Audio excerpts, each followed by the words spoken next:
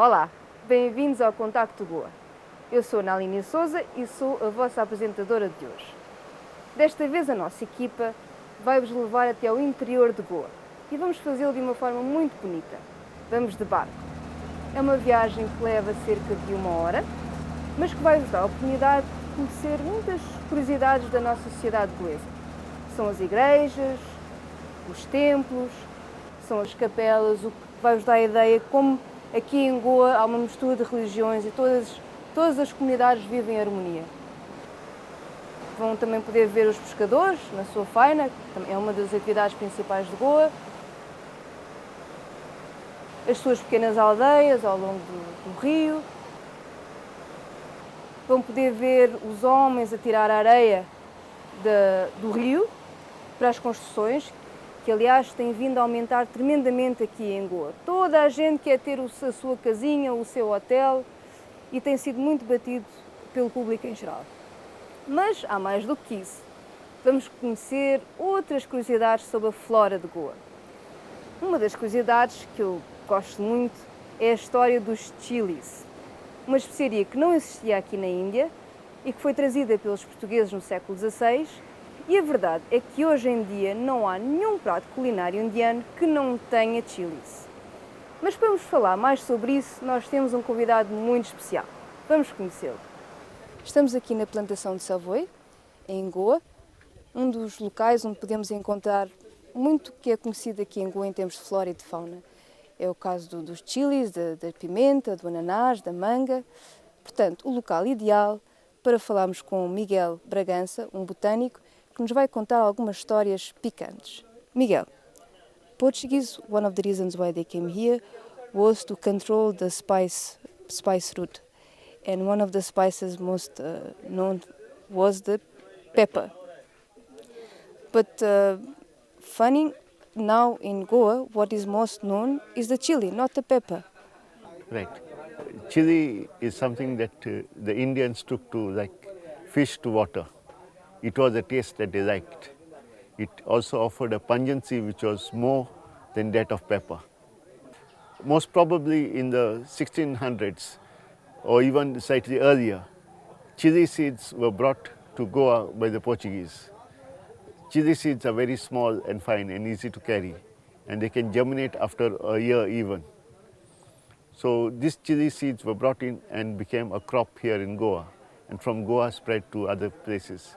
The Portuguese also had interest in Kerala, so there also it caught up, and from there it has spread like wildfire because chili seeds are very easy to carry. All you need to take is one ripe chili and you can grow it in another place, maybe 100 or 200 plants. Chili is now part of our culture. Even the chilies that we have every day in our food, when we talk about fish curry rice or whether we are talking about vegetable curry rice, the curry has chilies which have been brought in by the Portuguese. The difference between chili and pepper has got blurred even in the language. Pepper locally is known as miri and chili is known as mirsang, or the pod-bearing pepper. In English, chili is also known as bell pepper. So the word pepper and chili are somehow mixed and blurred. But still, if you really see, today the chili is what rules the market, not pepper, which was once even considered as currency in Europe. When we talk about cashew, our main export, it's a plant that has come to us from Brazil through the Portuguese via Africa. The cashew plant actually was brought to Goa to stabilize the hillsides, which the scientists, the agriculturists who were here with the Portuguese found that the mud was slipping from the hills, and also in the newfound mining areas they found it was useful to hold the soil. When the Portuguese brought the cashew nut, they did not think of the fruit, and they did not think of the false fruit or the cashew apple that we know. But today, if you talk about Goan culture, immediately what comes to mind is cashew feni.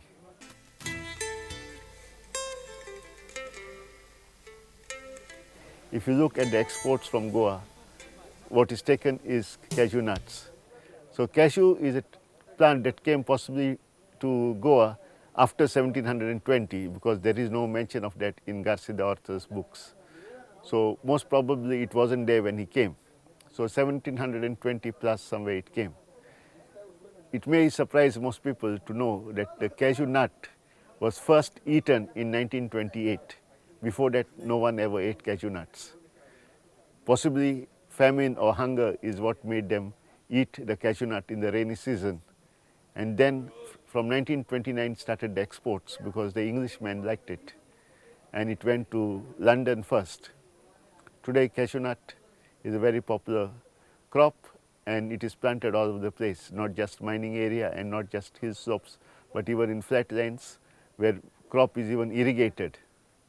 So cashew is a big gift to Goa especially and to the rest of Western Ghats area of India from the Portuguese coming from Brazil via Africa. We have a lot of other plants, whether the potato we eat every day or the breadfruit that we eat, all these have come to us from outside. And also we have had quite a few plants brought in by the Portuguese, but may not be from the original source, but come via Europe to us through the Portuguese. The mango, for example, was not brought by the Portuguese, but they help in some way to create more varieties, correct? Yes. The mango plant is native to the Indo-Burma border areas. It was always there in India, but we never had varieties which were named because the propagation was not known. The Portuguese, through their scientific research, were able to show us the first technique of grafting, the approach grafting, by which a particular plant could be multiplied and remain the same over generations. This multiplication process we learned from the Portuguese, and we have varieties with various names, Alfonso, or the Malcurad, or the Malgues, or the Montserrat. Many people think that the Portuguese brought the varieties here. They did not. They gave us a method of preserving the varieties that developed here in Goa. And to that extent, they have helped in creating a wide variety of mangoes that we can eat for at least 4 or 5 months of the year.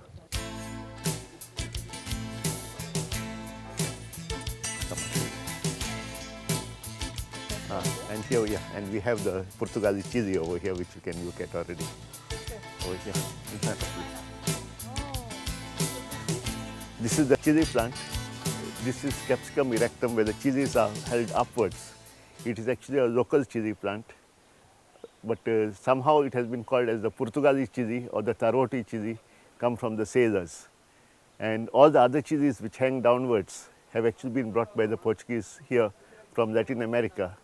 And they have got local names like Kashmiri chili, Biadgi chili and everything, as if they were the local ones and this one was not. So these are the chilies that we have here.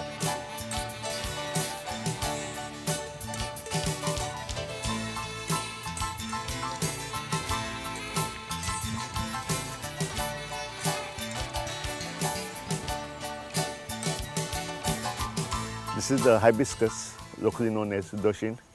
It's a plant that has come from the Caribbean and from Hawaii, where they have as many as 3,000 hybrids of this plant. This particular color and variety is rare, but it is used wherever it is available.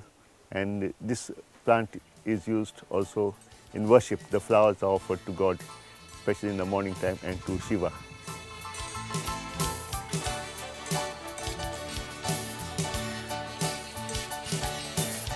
This is the nutmeg tree, and locally known as the zaifal. The inside kernel actually is the one that is wanted. It is used as a flavoring agent for confectionery as well as for food items.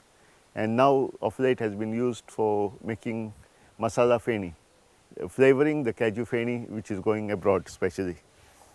The outside part of the nutmeg is used sometimes to adulterate mango pickles. It is taste and looks a little bit like mango pickle, especially when it is in brine. And for the nut, you have outside aril, which is known as maize or patri. When it's mature, it is red in color, and that also is used as a condiment. Zaifal tree also has come from Indonesia and those areas to Goa.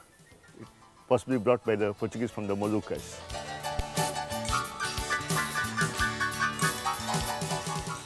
This is the cinnamon tree that we have.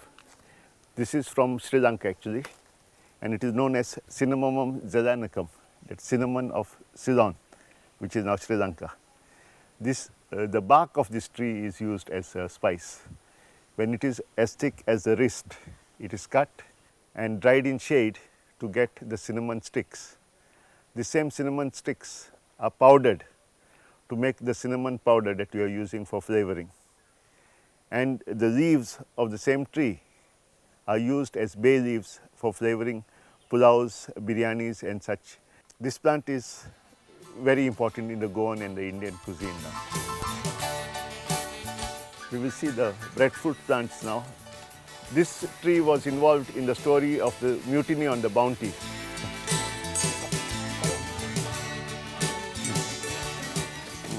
Where they decided to wait for some more time to get grafts to take out from Hawaii and bring them to Europe. And after the mutiny, they had to dump most of the plants out and only few reached Europe. And from the English, the Portuguese got hold of these plants and they came to Africa and to India. Today, this tree, the breadfruit, is totally naturalized in Goa and the rest of India. And the fruit is either fried as chips or it is cooked as food and tastes quite like bread, and hence the name breadfruit. This is related to our jackfruit. This fruit is eaten as a ripe table fruit. Also in the rainy season it is used as a vegetable, and the trunk is used as timber for making bureaus and desks and tables and chairs. It makes excellent furniture. So this tree is used in India primarily for its fruit, also for the wood, and in the coffee plantations it is used as a shade tree.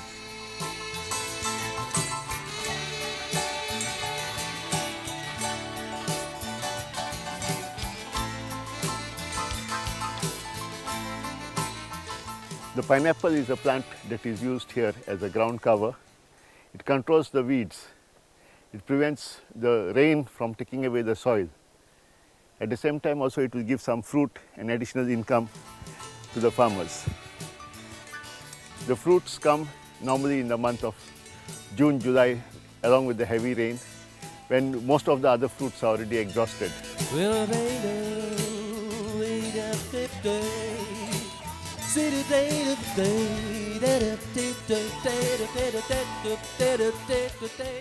Now we'll look at another Averroa which is there, the carambola. Averroa carambola is also the scientific name of this star fruit. Caramel is what we call it locally.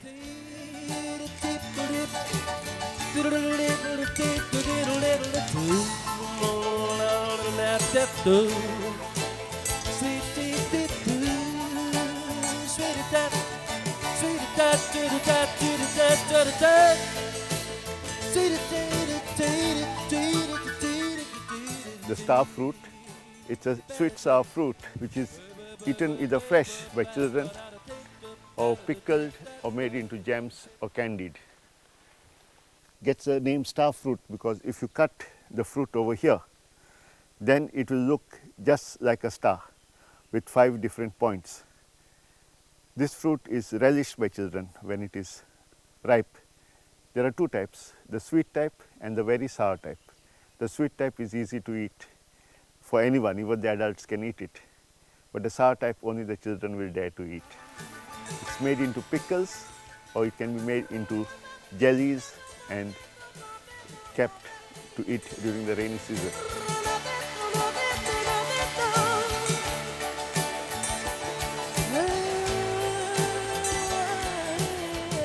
The pepper plant is native of India, especially the Western Ghats.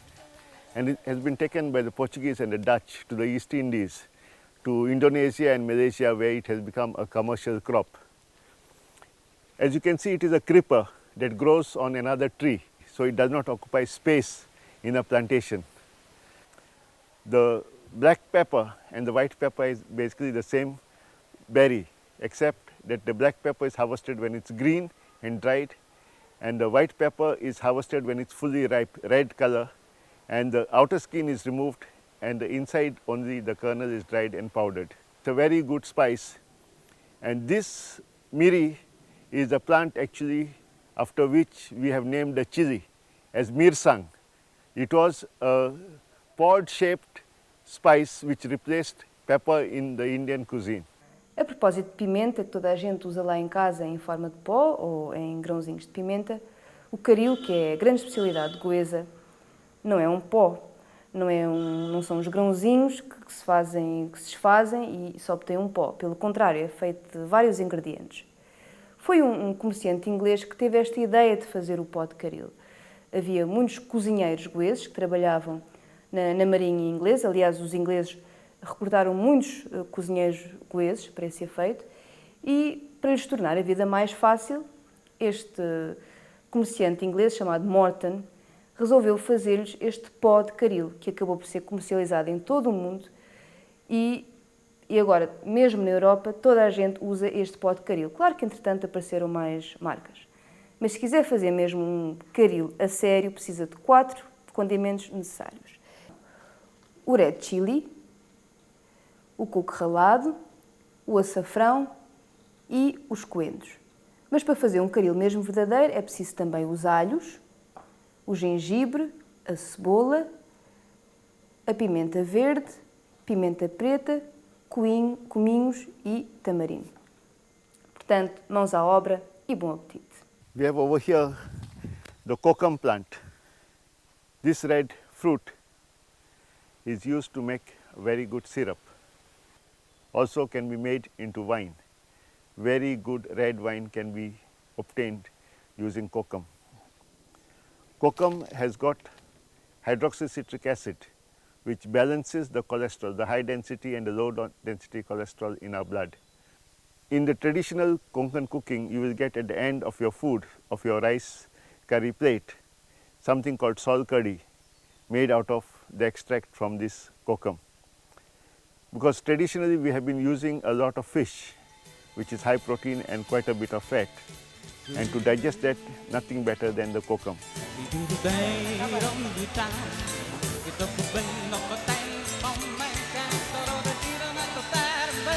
Hello. You have kokum, dry kokum packet. What is the price? 15 rupees. And kokum juice? Kokum juice. Yes? Kokum juice. It is sweet? Sweet, yeah. Okay. So I'll take the kokum juice and the packet.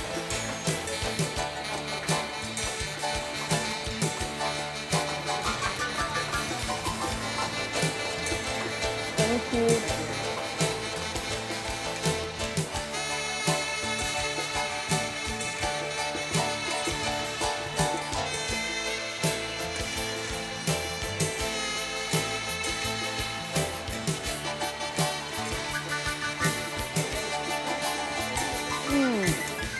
Aqui temos alguns ingredientes muito importantes para fazer caril.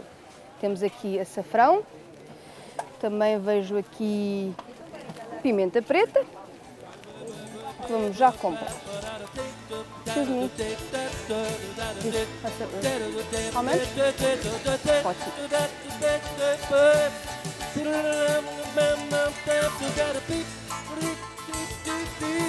I don't have cream, but...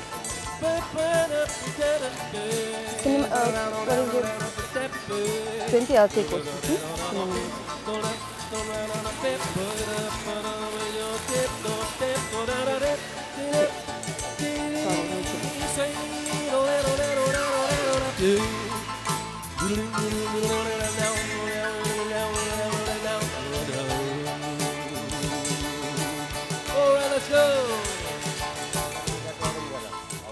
Temos aqui umas batatinhas. Este é, por exemplo, um daqueles vegetais que não existia na Índia e que foram trazidos aqui para a Índia pelos portugueses. Vamos comprar. Can you give me a half plate of potato, please?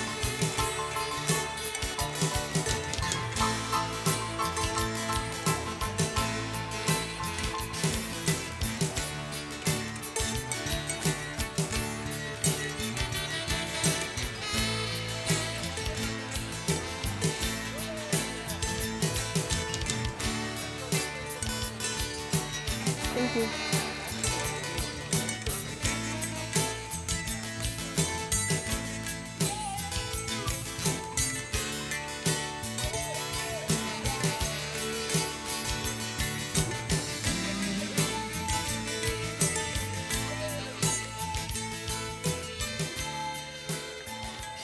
temos aqui mais um elemento muito importante para fazer um bom caril, o coco.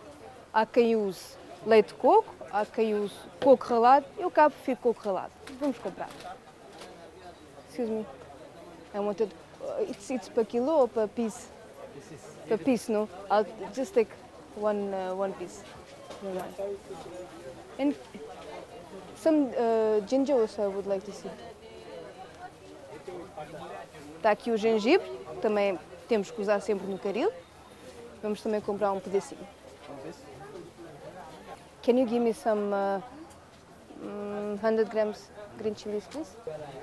Queremos esperar um bocadinho, ele está aqui a acender uns cheirinhos, que nós chamamos agarbatis, para rezar ao seu Deus.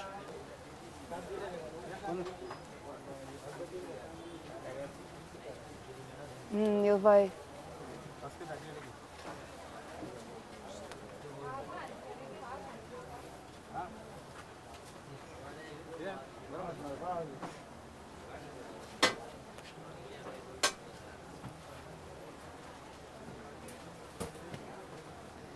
What is the name of your god? Damodar.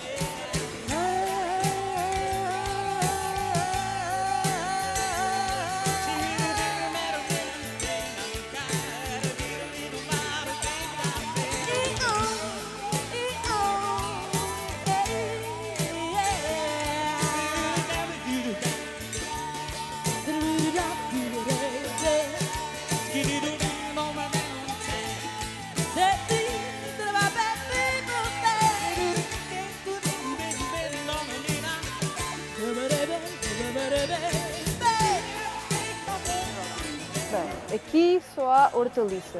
Mas o que nós precisamos mesmo é de red chilies. Nós em português dizemos pimenta vermelha. Vamos à procura. Se calhar o melhor é perguntar. Excuse me, know where I can find red chilies? Kashmiri chilies? No? Kashmiri chilies? This side? Vamos.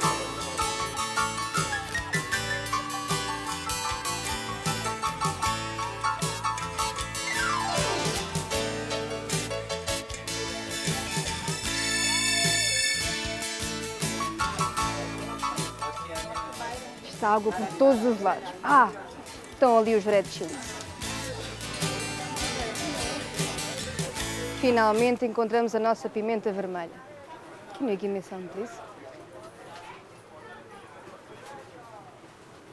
Sabiam que a Índia hoje é o maior produtor e exportador de pimenta vermelha no mundo? Eles contribuem com cerca de 25% da produção mundial de pimenta vermelha. Em inglês, red chili. Sem isto, não há caril de camarão. Estou aqui a ver mais uns condimentos que podemos comprar para o caril. Temos aqui coriandro. Acho que aqui por baixo temos a nossa pimenta branca. E vejam só o tamanho deste pau de canela. Vamos comprar também. Pronto. Agora só falta a sobremesa. Vamos à procura das frutas. Estamos na altura das chuvas e, em princípio, não há mangas, mas vamos tentar a nossa sorte.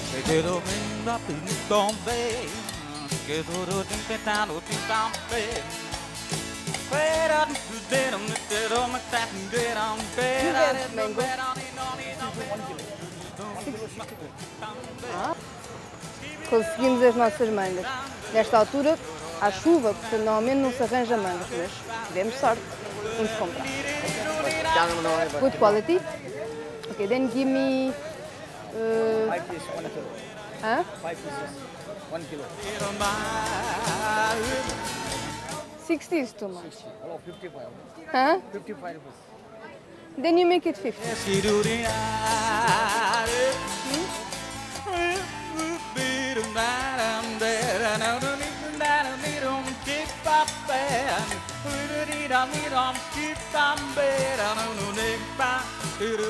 Passamos a tarde toda a fazer compras. Entretanto, anoiteceu. Portanto, é melhor despacharmos e irmos para casa fazer o nosso jantar.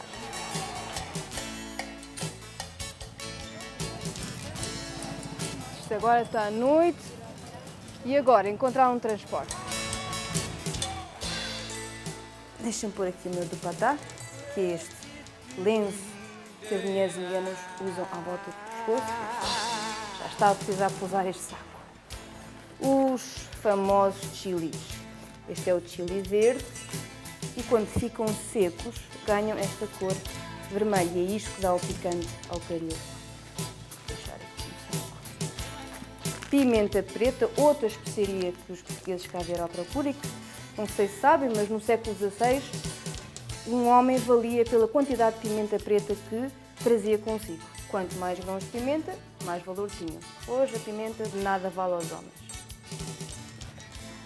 Temos aqui cocame e aqui temos o sumo que se faz deste fruto, muito importante porque aqui em Goa, principalmente aqui em Goa, come-se muito peixe e o peixe é extremamente gorduroso. E não sei se lembro do Miguel falar disso, mas logo depois da refeição bebe-se um copinho de cocame para ajudar a fazer a digestão da refeição. Temos aqui manga, que o Miguel também nos falou. Manga é um fruto que já existia aqui na Índia, mas foram os portugueses que ensinaram os indianos a criar novas variedades de manga, através dos enxertos. Caju, o ex-libris de Goa. Não há quem saia, nenhum turista saia aqui de Goa sem um pacotinho destes caju e uma garrafinha de feni. Feni é uma bebida alcoólica que se faz do fruto de caju, mas que é muito forte. Bebe-se um golinho, cai-se para o lado. E pronto, já não há mais nada no saco. Vamos agora fazer o nosso jantar. O que é que vocês acham se num próximo programa eu vos revelasse alguns dos segredos da culinária goesa? Acham bem? Então, fica combinado. Por hoje é tudo. Foi Naline Elgin de Souza, Francisco Lés Machado na imagem e Júlio Fernandes, de Goa, para RTPi.